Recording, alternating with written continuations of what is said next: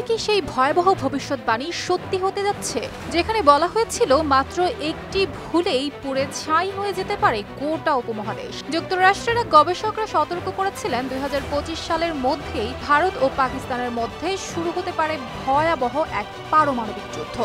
আজকের উত্তপ্ত পরিস্থিতি আর কাশ্মীরের রক্তক্ষয়ী হামলার পর যেন সেই ভবিষ্যৎবাণীর প্রতিধ্বনি আরও জোরে কানে বাজছে। ভারত পাকিস্তানের সীমান্তে যেন বাতাস ভারী হয়ে উঠেছে সন্দেহ, উত্তেজনা ও প্রতিশোধের ঘ্রাণে।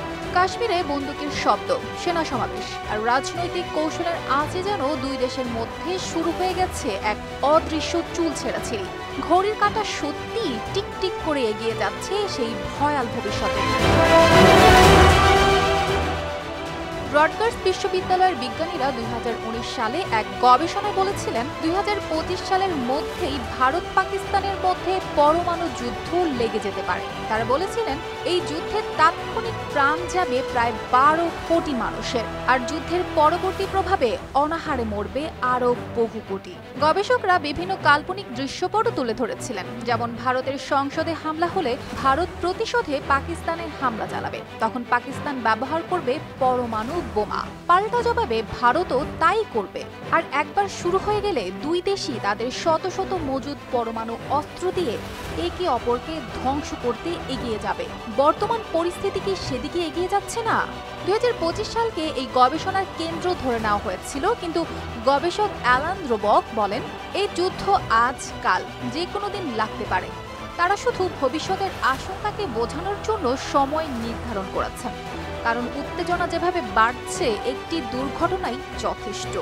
বিশেষজ্ঞদের মতে ভারতের এক সময়কার না আগে ব্যবহার নীতি এখন ঝুঁকির মুখে। তারা এই নীতির পুনর্বিবেচনার কথা বলেছে, আর পাকিস্তান তো কখনোই এই প্রতিশ্রুতি দেয়।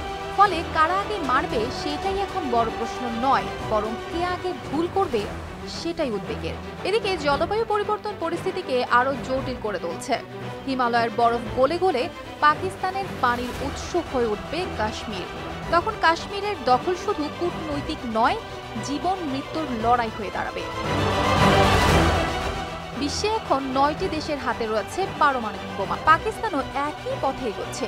প্রতিযোগিতা চলছে কে বেশি ভয়ঙ্কর হতে পারে। যুদ্ধ শুরু হলে শুধু দক্ষিণ এশিয়ায় নয়, পৃথিবী জুড়েই নেমে আসবে অন্ধকার।